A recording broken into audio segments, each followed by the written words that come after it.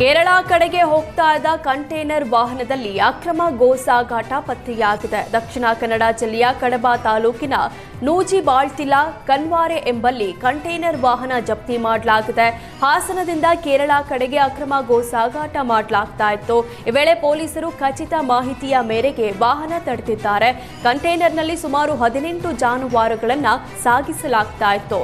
ಪೊಲೀಸರು ಲಾರಿ ವಶಕ್ಕೆ ಪಡೆದು ಓರ್ವನನ್ನ ಬಂಧಿಸಿದ್ದಾರೆ. ಈ ವೇಳೆ ಮತ್ತೋರ್ವ ಪರಾರಿಯಾಗಿದ್ದಾನೆ. ಬಂಧಿತ ಆರೋಪಿಯನ್ನ ಹುಸೂರು ಮೂಲದ ಅಕ್ರಮ್ ಪಾಷಾ ಅಂತ ಗುರುತಿಸಲಾಗಿದೆ. ಚಾಮರಾಜನಗರದಲ್ಲಿ ಕಾಡಾನೆ ದಾಳಿಗೆ ಅನ್ನದಾತರು ಕಂಗಾಲಾಗಿದ್ದಾರೆ. ಹನೂರು ತಾಲೂಕಿನ ಚಿಕ್ಕಮಾಲಾಪುರ ಗ್ರಾಮದಲ್ಲಿ ತಂತಿ ಬೇಲಿ ಮುರಿದು ಜಮೀನಿಗೆ ಕಾಡಾನೆ ಎಂಟ್ರಿ ಕೊಟ್ಟಿವೆ. ಬಾಳೆ ಅಡಿಕೆ ನಾಶಪಡಿಸಿದ್ದು ರೈತರು ಕಣ್ಣೀರು ಹಾಕುವಂತಾಗಿದೆ. ಕಾಡಾನೆ ಹಾವಳಿ ತಪ್ಪಿಸಲು ರೈತರ ಮನವಿ ಹೆಚ್ಚಾಗಿದ್ದು ಸರ್ಕಾರ ಸೂಕ್ತ ಪರಿಹಾರ ಕೊಡಬೇಕು ಅಂತ ರೈತರು ಆಗ್ರಹಿಸಿದ್ದಾರೆ. ಚಾಮರಾಜನಗರದ ಬಂಡೀಪುರ ಸೂಕ್ಷ್ಮ ಪ್ರದೇಶದಲ್ಲಿರುವ ಹೋಮ್ ಸ್ಟೇಗೆ ಅಧಿಕಾರಿಗಳು ಶಾಕ್ ಕೊಟ್ಟಿದ್ರು.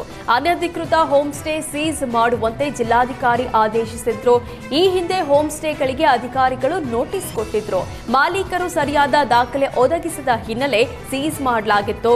ಮಂಗಲ ಗ್ರಾಮದ ಶಾಕಿಬ್ ಅಹಮದ್ ಹಾಗೂ ಜಕ್ಕಳ್ಳಿ ಗ್ರಾಮದ ಶ್ವೇತಾ ಅರಸ್ ಅನ್ನೋರಿಗೆ ಸೇರಿದ್ದು ಅಕ್ರಮ ರೆಸಾರ್ಟ್, ಹೋಮ್ ಸ್ಟೇ ಹಾಗೂ ಬಾರ್ ಅಂಡ್ ರೆಸ್ಟೋರೆಂಟ್ಗಳ ವಿರುದ್ಧ ಕ್ರಮಕ್ಕೆ ರೈತ ಸಂಘಟನೆಗಳು ಒತ್ತಾಯಿಸಿದ್ವು.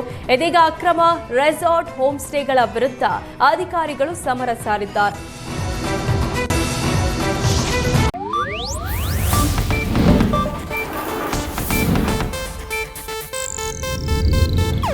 ಇದು ಏಷ್ಯಾನೆಟ್ ನ್ಯೂಸ್ ನೆಟ್ವರ್ಕ್ ಪ್ರಸ್ತುತಿ.